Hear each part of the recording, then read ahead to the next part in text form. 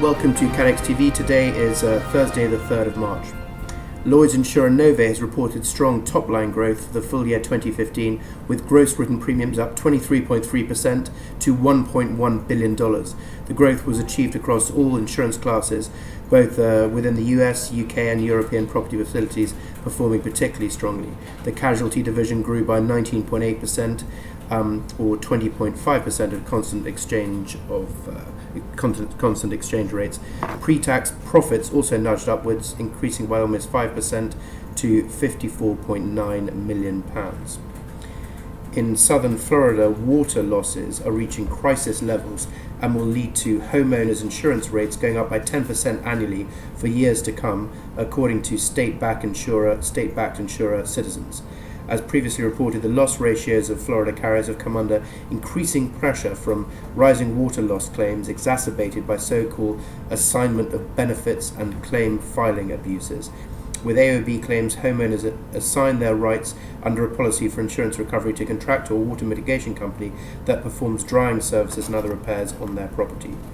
And in a statement, Citizens said that skyrocketing water losses in Miami-Dade, Broward and Palm Beach counties have eroded progress made in more than a decade since the state was last hit by a hurricane.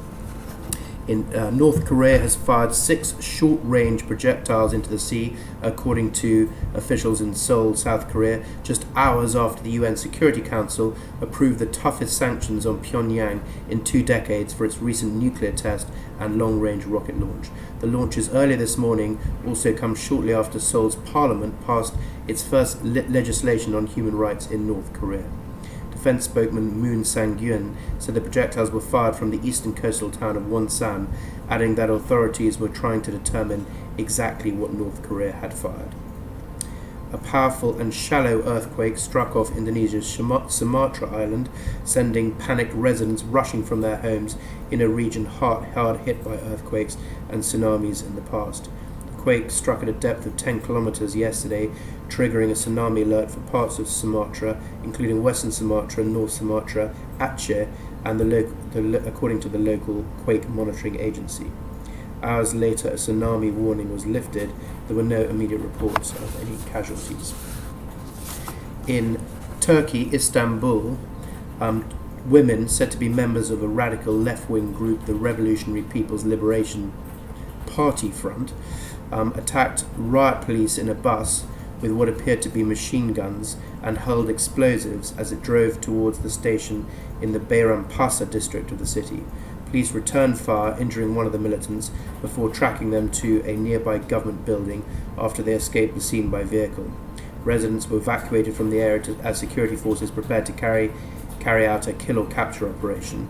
According to officers who then launched the assault on the building, the pair were shot dead after the women ignored calls for them to surrender. And finally, months of below-average rainfall have conspired to produce the worst drought in Vietnam in the best part of 100 years. It has been reported that the Mekong River is at its lowest level since 1926. The ongoing El Niño weather pattern is thought to be the main cause of the lack of rainfall affecting the country.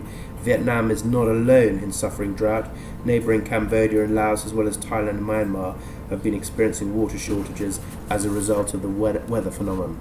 Well, Vietnam's need for water is partly driven by its high reliance on agriculture as a source of income. The country is the world's second largest producer of coffee and rice, both high users of water. That's all from us today. We'll be back at the same time tomorrow. Until then, thank you and goodbye.